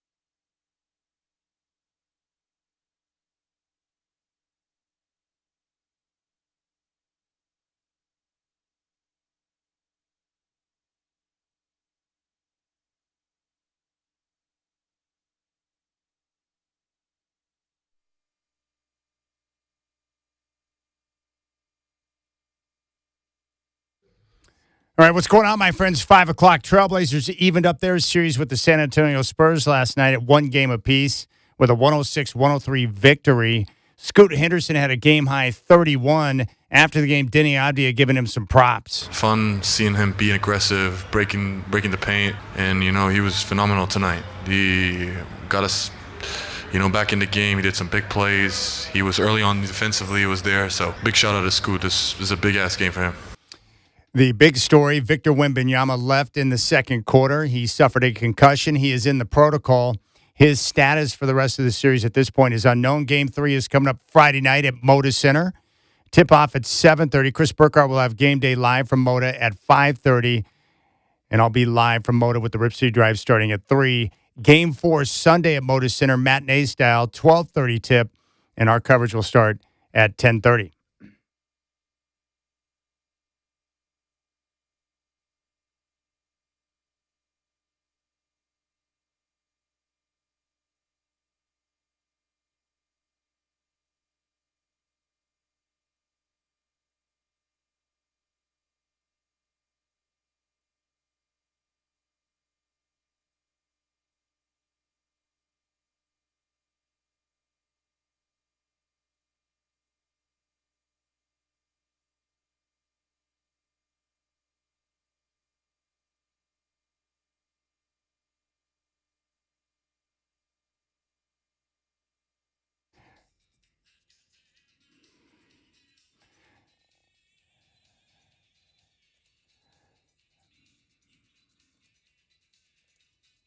All right, Blazers get the win last night, 106-103. The big story, Victor Wembanyama left the game in the second quarter with about 9 minutes to go first half. He suffered a concussion. He is in the protocol, and so his status for the rest of the series is up in the air. We just don't know. He can resume light activity in 48 hours. The typical recovery time for NBA guys, 7 to 10 days. So he could miss both games 3 and 4 here in Portland. He may not come back until Game 6 or Game 7. If the series goes that deep, we just don't know. And each person responds differently to a concussion in terms of symptoms. And the Spurs, of course, known as one of the best franchises, more than likely will go the extra mile to make sure their players are protected, especially someone with the status of Wemby, who's so valuable to the franchise moving forward. Now, for the Blazers, they got a huge boost from Scoot Henderson, who had his C.J. McCollum coming out party in the postseason last night with a game-high 31 points, carried the offense through long stretches of the game, and was a big-time star. And after the game, he had a chance to talk about that big moment, that big stage, fueling his team to a Game 2 victory. Scoot, you all were down 14 in that fourth quarter, and you rallied. What allowed you all to make timely plays when it mattered most? Game of runs. Basketball is a game of run. Basketball guys, they always going to repay the ones that play the game right, and that's what it is, a game of run. We talked pregame, and you mentioned the word confidence to me. Despite these being your first few playoff games of your career, you finished with 31 points. How'd that confidence help you tonight? I'm always confident, so it's just up to the work I put in. Hey, if you don't put the work in, there's no way you can be confident. So, that's me. What do you think of the way that your team came out different tonight? What was different about this Blazers team compared to Sunday? Just being aggressive, man. Just being aggressive on both sides of the floor, like we talked about earlier. Being aggressive on offense and defense, taking the punch to them, and they're gonna punch back. Obviously, it's the playoffs, so we got to be able to kind of weave it and hit right back. Underdogs all season long. Series is tied 1-1. How do you feel about that? Going back to Portland. Man, we got to get this next one. Got to get these next two. Shout out Rip City. Thank you. Yep, yeah, shout out to Rip City. There's Scoot Henderson. Got to love that. He was so great last night. Love to see him rise up in that type of situation. A lot of Blazer fans very concerned about Scoot over the last couple of years.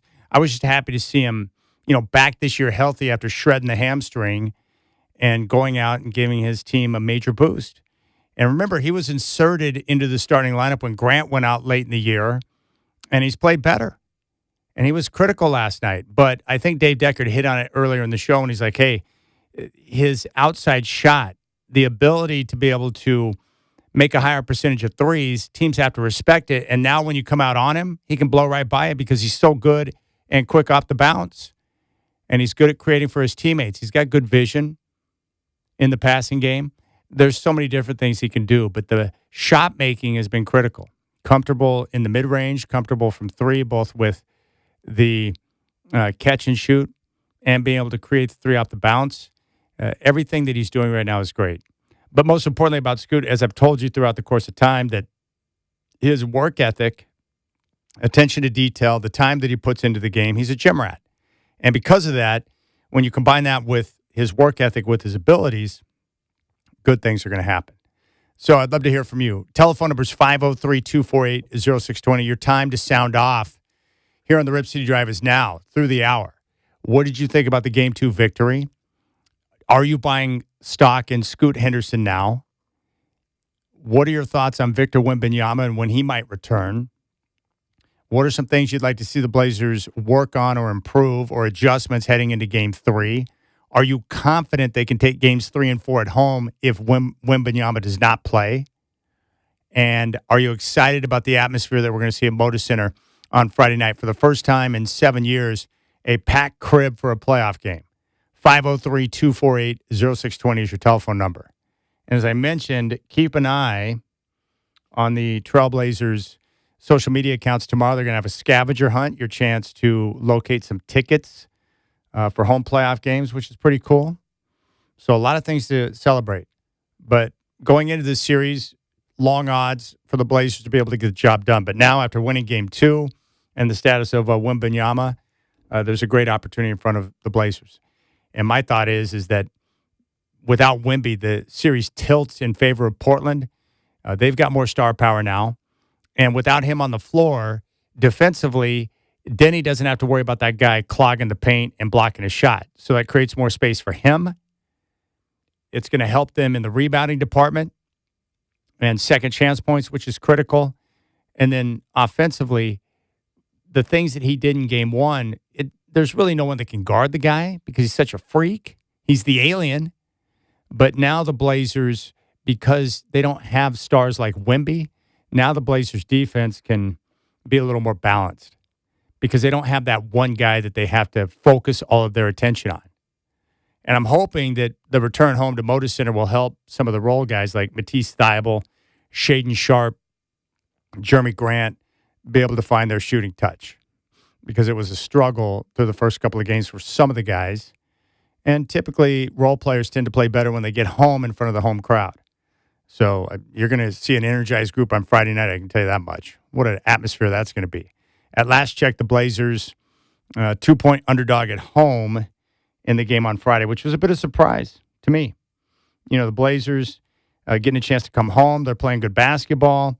If Wemby doesn't play, you would think that's opportunity Portland. But right now, checking the current line, Spurs minus 1.5. 503-248-0620 is your telephone number. Let's go out. I want to hear your voice. Let's take Raider Mike. Raider Mike, welcome back to the show, my friend. Dude, I was 50 yards from the stadium when that Blazer victory went down, where the draft is going to happen. So, I can't find a casino here. We haven't had that in 7 years, bro. That crowd's gonna be electric. Too much fun. Too much. We're gonna kick the crap out of them for the next 2 games. I hope so. I firmly believe that. I don't hope. Hope is wanting with doubt. No, we're gonna kick their ass. End of story. Anyway, have you been to Pittsburgh? No, I have not been to Pittsburgh. I would like to go and watch a baseball series there because the park is beautiful, but I have not been to Pittsburgh. They're out of town my whole time here, which just sucked. I had the same sentiment. Man, this is like Portland. And we have twice as many people in Portland as here. This team has 6 titles. We got 3. I mean, you have Titletown rolling in here. I mean, the Raiders are starting to own Pittsburgh for a while. We might have 300,000 Raider fans come here and match them. Fernando! So, yeah. It's a wild time right here, man. It's a very cool town. It looks like Portland, Chad. The rivers and the bridges. I've never seen a town that's like Portland before. It's set up. And anyway, a lot of history here. The cobblestone streets, which followed by brick streets, which are followed by pavement, all in one quarter-mile stretch. I don't understand. Just pave everything. And they want to keep the character. I don't know. You know it's Pittsburgh. I don't know much about it, but I'm in the center of what's going down tomorrow, bro. So I'll be there at the stadium tomorrow night. And anyway, Blazers are hopping now. Golden Knights are hopping now. I finally have some sports fun. Nights are hopping now.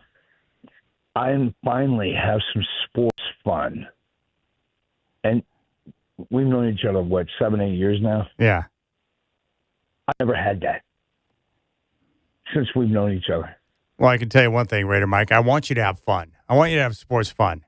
But the Raiders are not back. All right, let's just make that clear right away.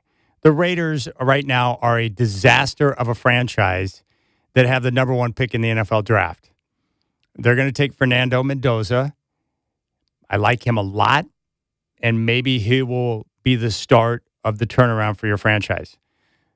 Now, history would suggest that's not the case based on ownership, based on decision-making, based on the track record of the lack of success of the Raiders, but we shall see. But they're not back. They're a disaster. One of the worst teams in football last year, a laughingstock. But I do want to go to see a baseball series in Pittsburgh. That park looks beautiful. But Raider Mike, I know you're pumped about the draft, and I know you're happy that your team's going to get Fernando Mendoza. But the Blazers are coming off one of the biggest wins in recent years, all right? So it's hard for me to get jacked up about Pittsburgh when the Blazers are coming off a big playoff win. And Scoot Henderson with 31 points to lead the way last night. Incidentally, our draft coverage will start tomorrow at 6. We're going to kick it over to Fox Sports Radio with our NFL draft show. And so because of the Blazers and their playoff series, we're not going to cut the show short. But as soon as I'm done at 6 tomorrow, we'll kick it right over to Fox Sports Radio for draft coverage. And Raider Mike sounded like he was struggling a little bit tonight. Raider Mike, pace yourself, my friend. The draft is tomorrow. You don't want to burn yourself out before Thursday. But it sounded like you may have been working it a little bit hard, maybe last night or this morning. Raider Mike, you're a vet at this type of activity. You need to pace yourself, brother. Get some rest. I'm sure they got some good food. Maybe you can boost your immune system to get ready for tomorrow. And I would lay off the tequila tonight. All right, my friend? I'm here for you. I got your back, Raider Mike. You got to protect yourself. Help me help you. Save yourself tonight for the draft, okay? You don't want to run yourself into the ground. All right, coming back, I want to hear from you, 503-248-0620. We'll hear a little bit more from Denny coming off the game last night. Love his comments about Scoot Henderson.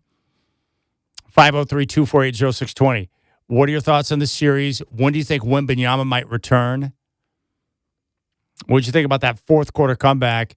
And then the assortment of guys who chipped in the fourth, like Drew Holiday, Robert Williams III, and Tamani Kamara. A team effort to get that job done. 503-248-0620 is your telephone number.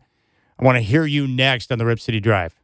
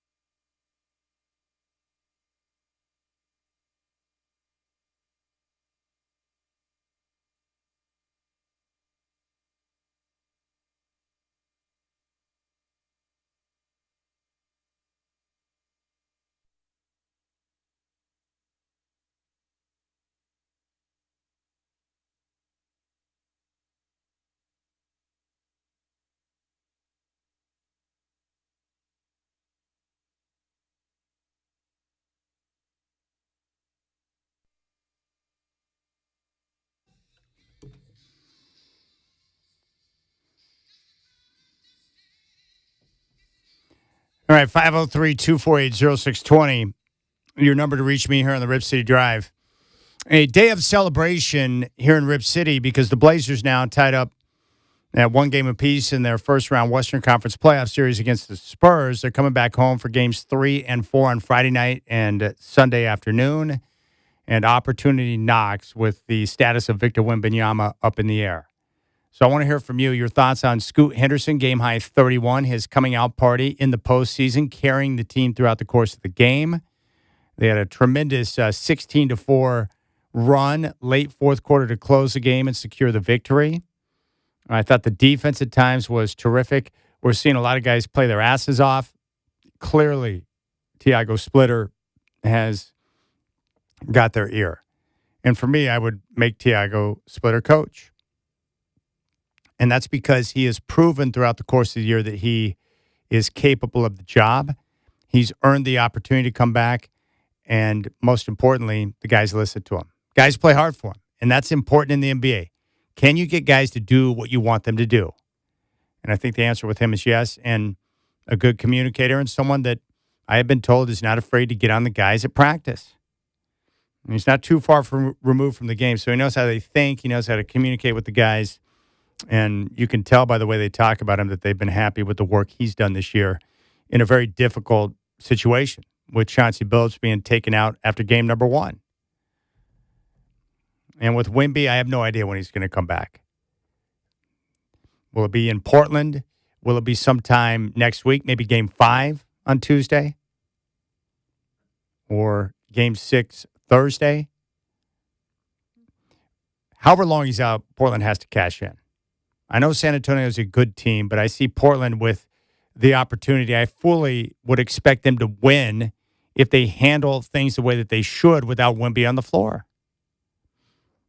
So I want your thoughts on Scoot, on the comeback. What do you think about the atmosphere we're going to see on Friday night? What are your thoughts on the series without Wemby potentially being available for the next few games? Do you think he'll come back in Portland this weekend? Or do you think that San Antonio is going to make him stay home and not even jump on an airplane? And it's different, the protocol with every player. The average time's like 7 to 10 days. That was pretty crazy when he went tumbling to the floor and the way he hit and then his whiplash with the head smacking into the hardwood. Kind of a scary moment. It looked like he may have been, knocked out cold for a couple of seconds. But then he jumped up and kind of ran into the locker room, so I didn't know what to think. And then we got the report right around halftime that he wasn't going to return. So very impressive work by the Blazers to get that comeback. I was ticked off at the start of the fourth quarter. The Spurs going that 15-3 run. Portland's offense had gotten stagnant. They couldn't find a good shot. No one could make a shot. And they were bumbling around with the turnovers. It's like, what are you guys doing? There's some times where I'm just like, I went through a lot of different emotions last night. At one point in the game, I was like, I hate basketball. And then I was like, I love basketball. And then I hated it again. The aggravation that comes from watching an entire game and see how it plays out, it drive a person mad. It's like, why do I do this to myself? I can't control anything that happens on the floor, but all of us who aren't on the floor probably care more than the people on the floor. And yet I can control nothing. I just have to sit back and watch it take place. All right, let's go out to the phones. Let's start with Kenny in Vancouver. Kenny, my man, long time no chat. What's up, brother?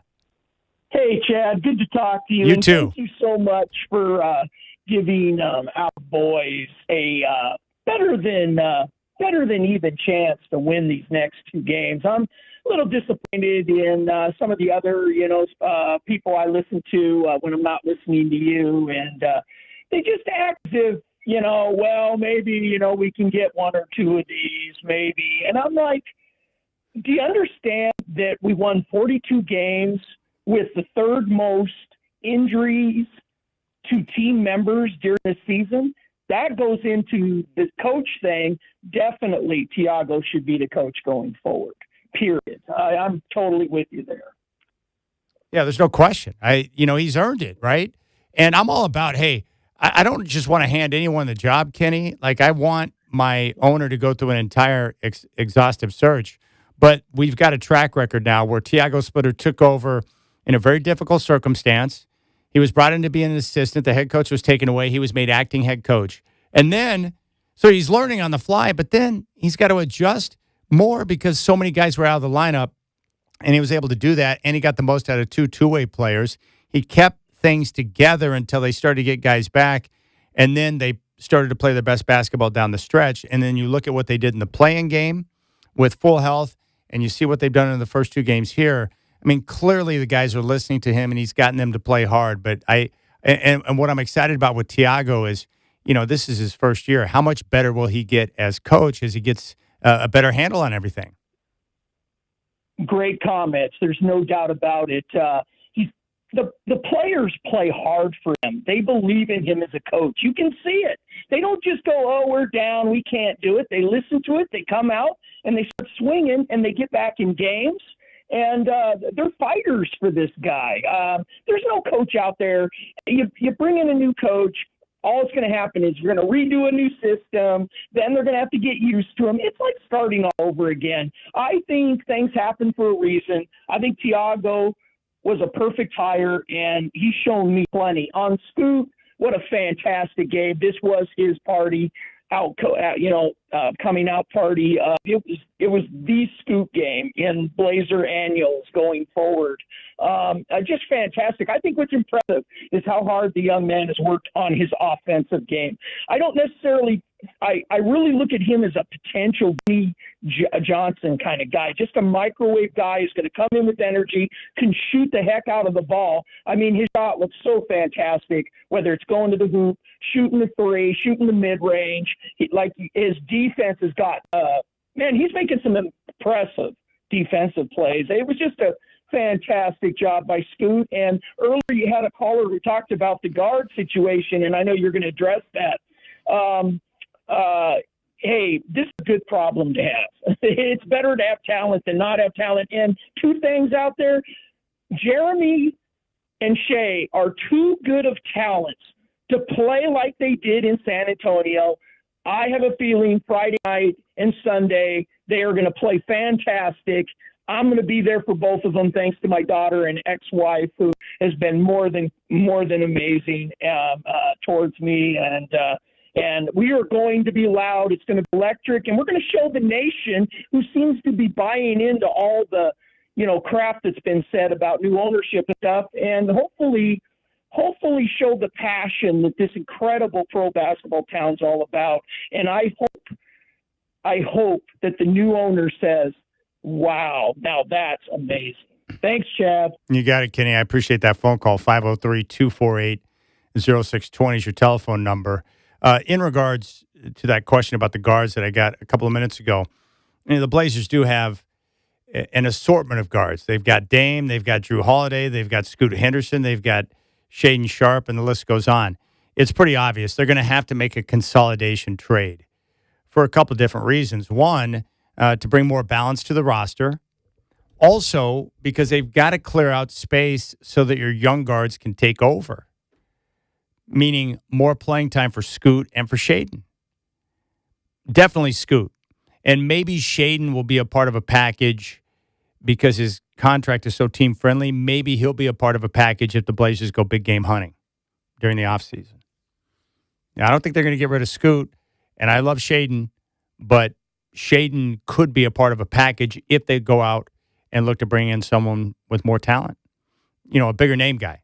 So just something to keep an eye on. But to answer the question in short, they need to do a consolidation deal. All right, let's go out to Scott. Scott, you're up on the Rip C Drive. I appreciate the call. What's your takeaway from last night?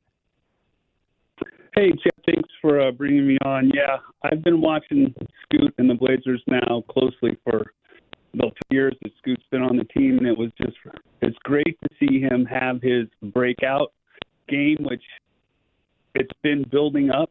And I think it's similar to what we watched with I don't know if you watched Peyton Pritchard's career at U of O. He had the same kind of game against Colorado where he decided he was done trying to let everybody else win these games, and he was going to start taking the game over. And that's exactly what we saw last night with Scoot. Was he's just done. He's decided he can. We know he can score. He's got a great handle. He can go to the hole. He can shoot it, but he just didn't have the confidence to do it. And last night he just did it. And I think we just saw the birth of the Scoot that we're going to have now going forward. Yeah, I'm with you 100%. Yes, we saw it. You got the breakout game for Scoot. And I think what it is, my friend, it's the work that he puts in. I mean, this guy, look at how much he's improved with his three-point shot. Just his comfort level on the floor. The game is starting to slow down for him. But this is a product of the time that he's put in. You know, the work, the practice, going over the drills. He's a gym rat, and he puts a lot of time in. And I've talked to many within the organization over the last couple of years. They were really happy with his development in the back half of last season, especially on defense. And Dave Deckard mentioned the defense, how much of a pest he's becoming way out away from the rim. On the perimeter, being physical, quick hands, he's able to create some havoc.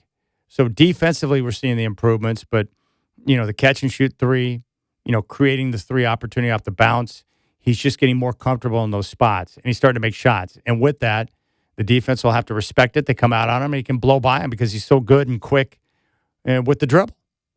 And he's got underrated athleticism. I love it when he shows those flashes of, you know what, I'm going right at the rim. And he's got those strong legs. He just soars through the air. He's got big hands, too. The big hands help him control the basketball, and he can elevate with one hand and be able to scoop it in. I just like him because of the energy, the attitude, and everything he brings to the table. The guy's super legit. 503-248-0620. Let's check in with Denny. Did not have a big night. 14 points, 5 of 13 shooting. Struggled at times coming off the 30-point, 10-rebound, 5-assist performance in Game 1, but he was really happy for Scoot. Scoot for 2 years now. Obviously, last year kind of an up-and-down year for him. Obviously, the injury this year. What can you say about kind of his growth from, when you first were with him to, the game that he had tonight in this moment? His growth has been amazing. I feel like Scoot, in general, very hardworking guy, very humble, always wants the best for his teammates, and I think it's just fun seeing him play free, fun seeing him being aggressive, breaking some big plays. He was early on defensively, he was there, so back in the game, he did some big plays. He was early on defensively, he was there, so big shout out to Scoot. This is a big-ass game for him. Denny, obviously he had the injury most of the year, and then he kind of came back. He was a little up and down. Yeah. What have you seen out of him behind the scenes heading into the playoffs that maybe hinted that this might be coming? Did you see anything from him? I definitely seen that, he's Scoot. I've seen him when I came here. I saw the potential. I see how relentless he is going downhill, and, I like players like that because I play like that. He's hardworking. He's always positive. He's always, as they say, trying to make the right play, and, he's a winning player. And, I know it's tough being injured most of the year and, coming back, and you're trying to find your way, trying to find your minutes, but you're sticking with it. You're working hard. You keep believing in your game, and, it's only the beginning for him. I'm really, really happy. Denny, I'm sorry. No, go ahead. I thought you were done. No, you're fine. As somebody who, you were a lottery pick, your first franchise sort of gave up on you or traded you, whatever you want to call it. Yeah. Do you sort of do you relate to Scoot and just kind of taking a couple years for him to get going and make good on the draft play the position he was taking and the injuries that he's had? Well, it took me longer than what it took him. I feel like he figured it out pretty good. You know what I'm saying? As I said, we've seen glimpses of him being like that last year. This year he had the injury. It was unfortunate, but you got to be patient in this league. You got to be patient. You got to keep working hard. You got to be positive every day, and that's what he's doing. I'm really impressed. It was, it's only the beginning. It's only one game. We got to stay humble, keep believing in it. We need him for the rest of the series for sure. Denny, how did this game change when Victor went out? And obviously, you hate to see a guy get injured, but what kind of opportunity did you guys feel maybe in the huddle that created for you in this game?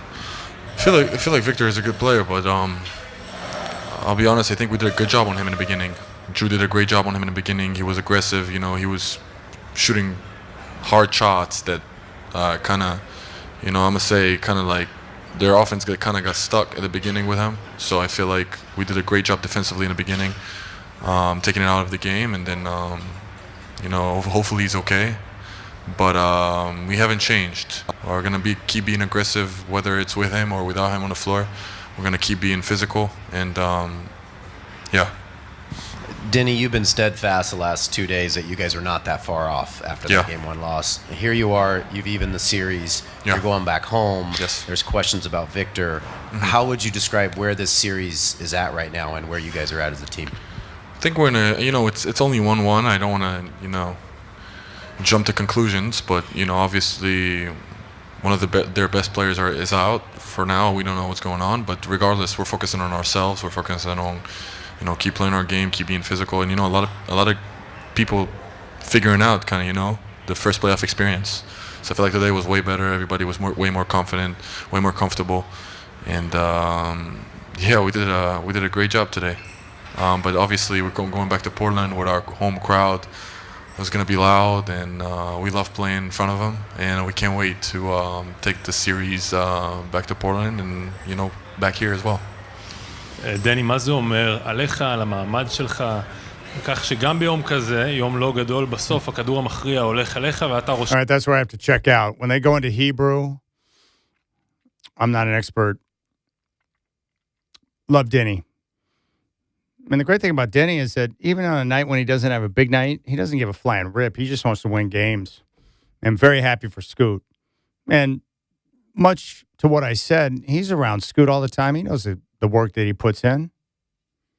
All right, 503-248-0620 is your telephone number. Tip-off on Friday will be at 7:30.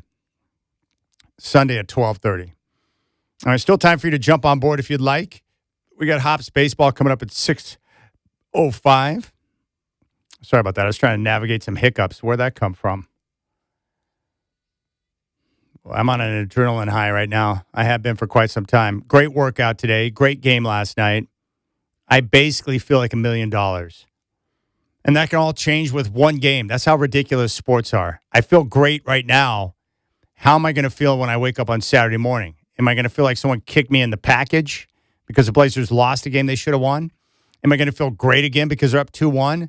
That's the wild thing about sports. Great today, it could be garbage on Saturday morning. And I have no control of anything that takes place on the floor. I did joke that someone should go Jeff Gululi on Wemby, but I did not want to see him smack his dome upside the hardwood. That slow-mo is wild. That's why you play the games, though, right? Because wild stuff goes down sometimes. It's just like the Patriots. They know that they would have lost the AFC title game had Bo Nix played. I think we all know that. But when he went down and they had to bring in the backup QB, they knew that that was a game they had to somehow capitalize on. And they did. And then they got their ass kicked by the Seahawks in the Super Bowl. And then the coach decided to dip into the reporter pool. It's nice. Nice work, Vrabel. I love it, too, how they came out right after the pictures popped. And they're like, oh, no, there's nothing to see here.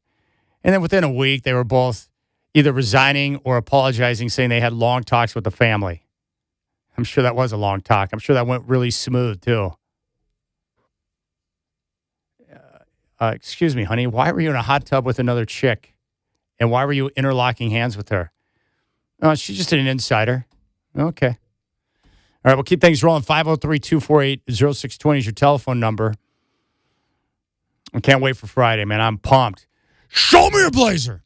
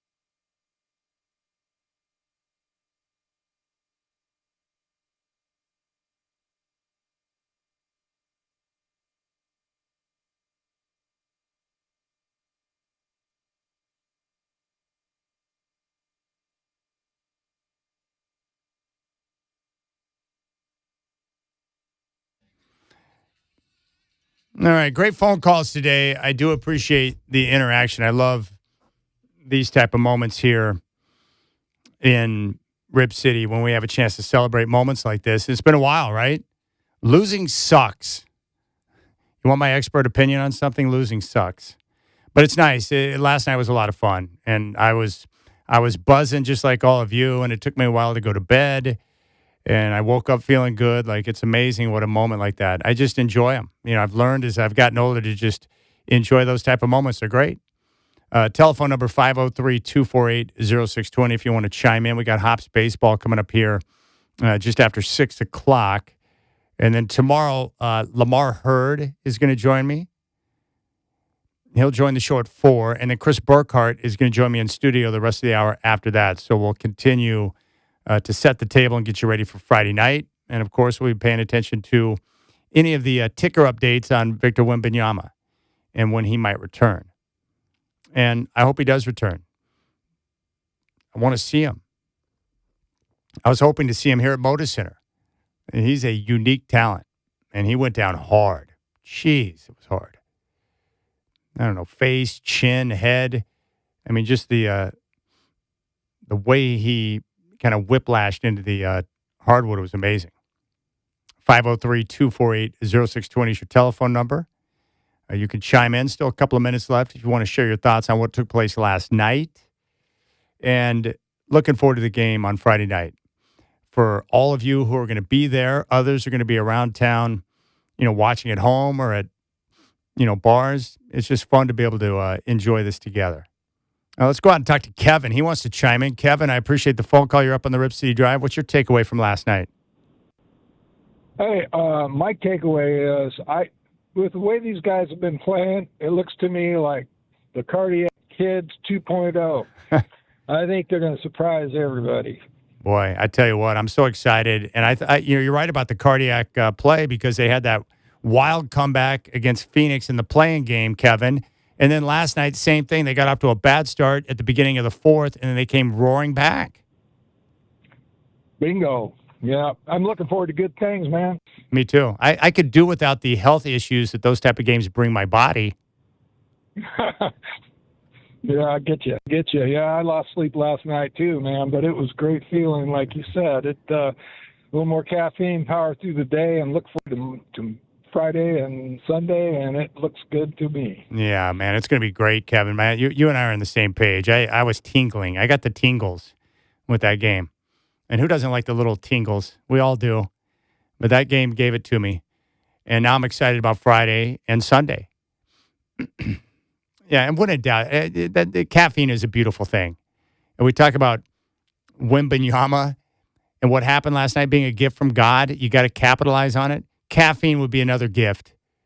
When in doubt, use more caffeine. That's how I manage the day. Little caffeine in the morning, little caffeine before my workout, little caffeine during the show, and then boom, we're done. All right, big thanks to Michael Shacker, Dave Deckard for joining the show. Tomorrow, Lamar Hurd, Trailblazers television analyst, will join us. We'll get his take. Chris Burkhart will be in studio. And I am going to reach out to Brian O from Fox Sports Radio, see if I can get him to talk some ball. And outside of that, man, enjoy your day. I appreciate you. Friday night's going to be epic. And we'll set the table tomorrow.